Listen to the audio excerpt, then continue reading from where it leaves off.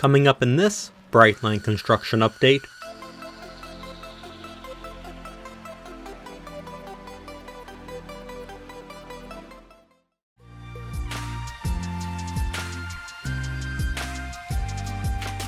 this update is the second part of a three-part series, looking at the progress on Brightline's new Orlando line in January 2023. The Orlando line is a completely new line Brightline is building, linking Cocoa with Orlando International Airport, which is where the Orlando station will be. This update will look at the progress on the central portion of the line, from Dallas Blvd to east of the St. Johns River.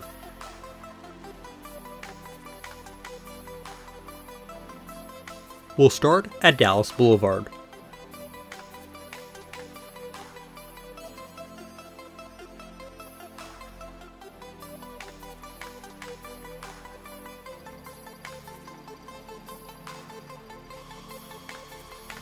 We are flying west down the ramp here.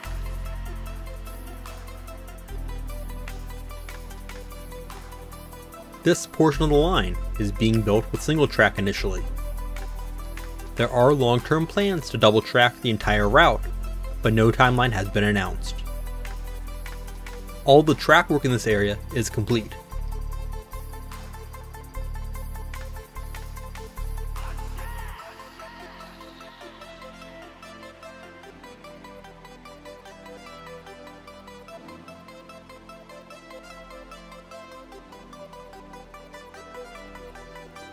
In the distance is the Narcoossee River Bridge.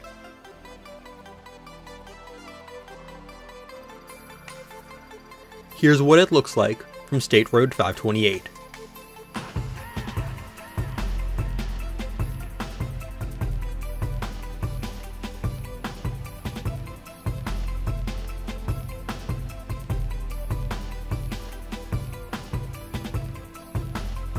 We'll now head east down the line and across the Dallas Blvd Bridge.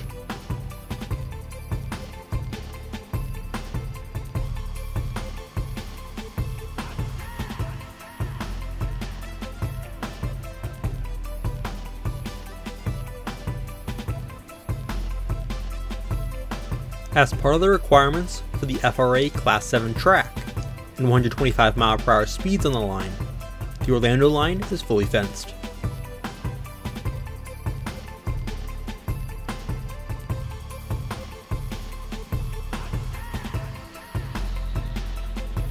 Dallas Blvd has a railroad heritage itself, having been built on the former alignment of the Florida East Coast Railway's Kissimmee Valley branch, which was abandoned in the 1940s.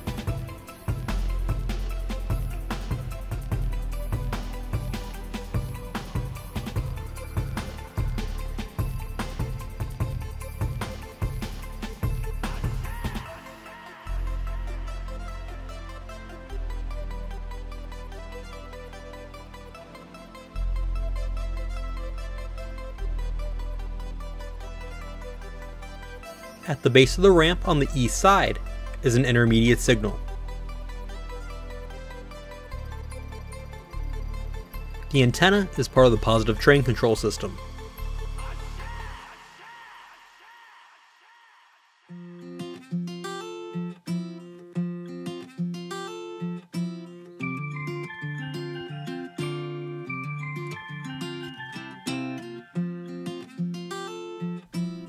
The colored sections of rail next to the signals are special insulated joints, which are an important part of the line signaling system.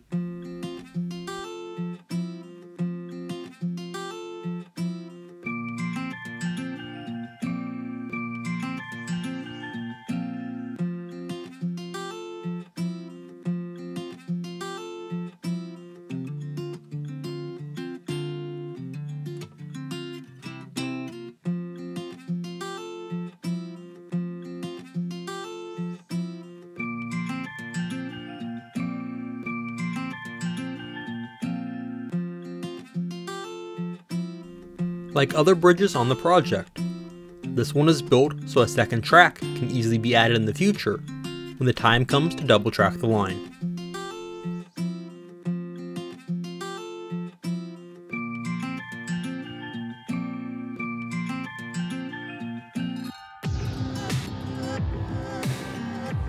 The bridge has recently been painted in a Central Florida Expressway Authority specified paint scheme of tan and green.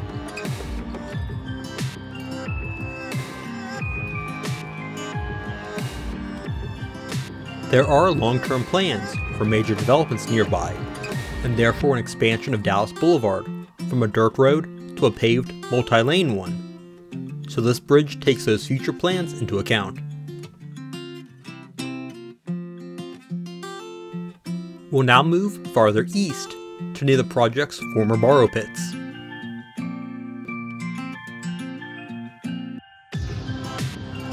Track in this area has been final surfaced and is complete.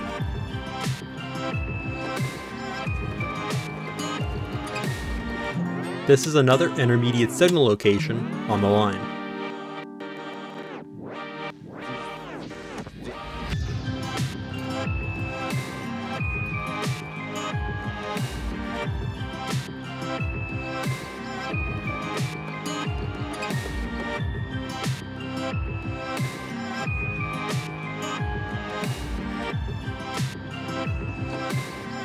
On the left here are the borrow pits originally excavated to supply most of the fill required for the project. It has since been taken over by another company to provide fill for other projects. In the long run, it will eventually be turned into a lake. Here's a bit of an engineer's eye view flying down the line. This is part of the area where the maximum speed will be 125 miles per hour.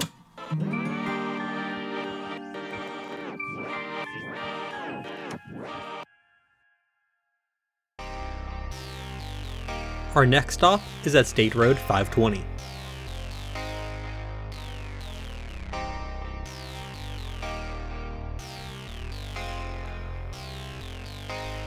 This was the last bridge completed on the Orlando line. There is still some work going on to complete the embankments on either side.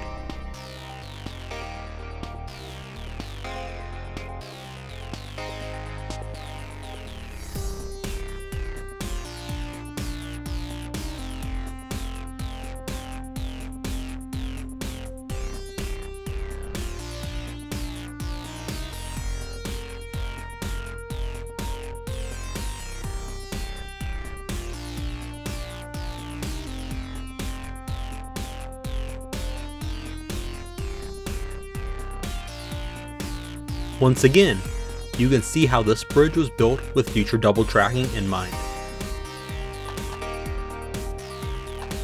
The 520 bridge is also where the right-of-way Brightline is leasing switches from one owned by the Central Florida Expressway Authority to one leased from the Florida Department of Transportation. It uses the Expressway Authority one from Orlando International Airport to 520, and the FDOT one the rest of the way to Cocoa.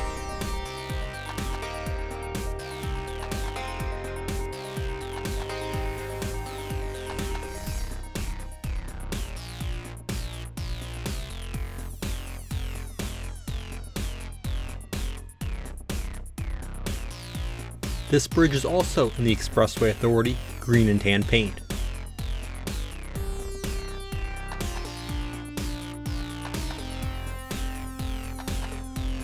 And a flight back west across it.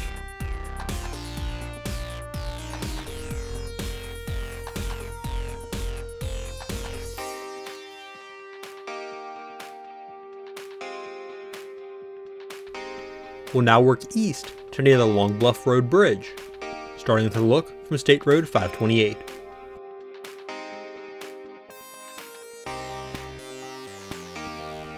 This is CP Orlando East. Initially, this will be the location of a short maintenance of way siding, but in the long run, this is where the first section of new, added double tracking to Cocoa will begin. The bridges from here east are built farther along, to the point that the structures are ready for girders to be installed, without additional pile driving required, if not already wide enough for double track. Work is still ongoing to complete surfacing and de-stressing the track in this area.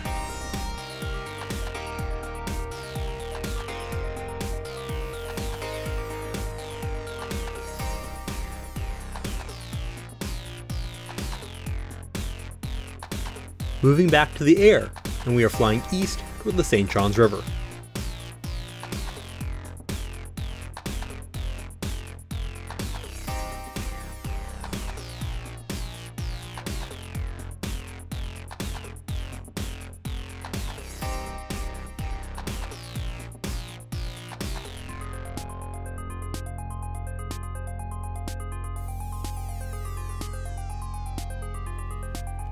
This is an intermediate signal.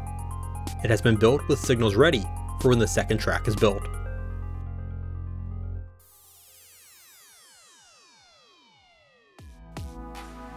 The new track is built on the north side of the right-of-way, with room for the second to be built on the south side in the future.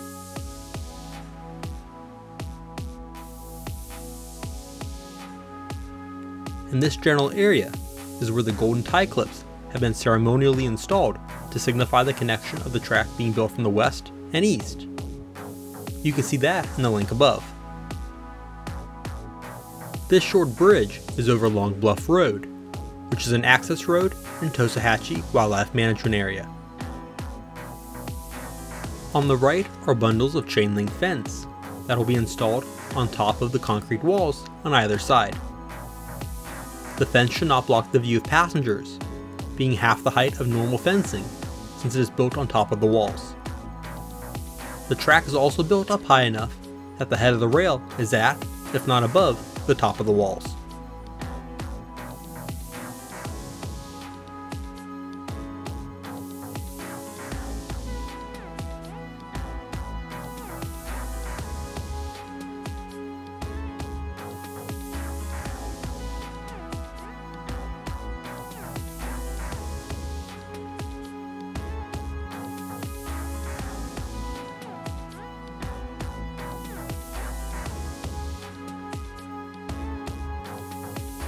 On the signals, you can see milepost signs under the heads. The numbers differ slightly on purpose, as an easy way to identify which track a train is on if it is reporting its location based on the signal.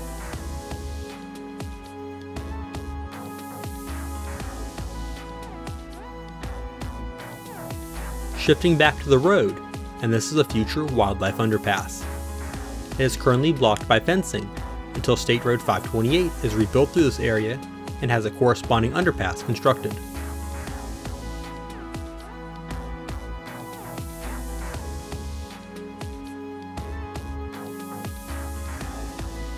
Now approaching the St. Johns River with the first bridge over Taylor Creek.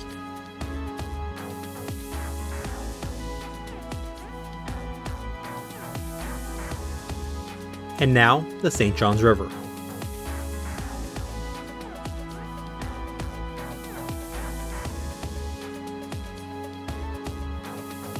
On the east side of the river is another intermediate signal location.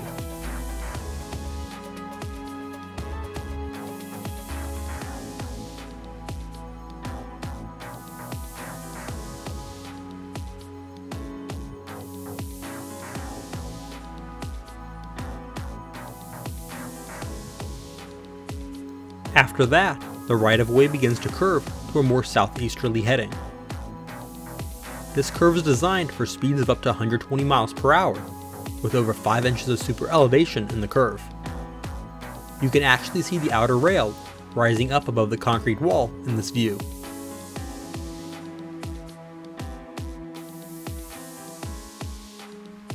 And finally, here are two more intermediate signal locations.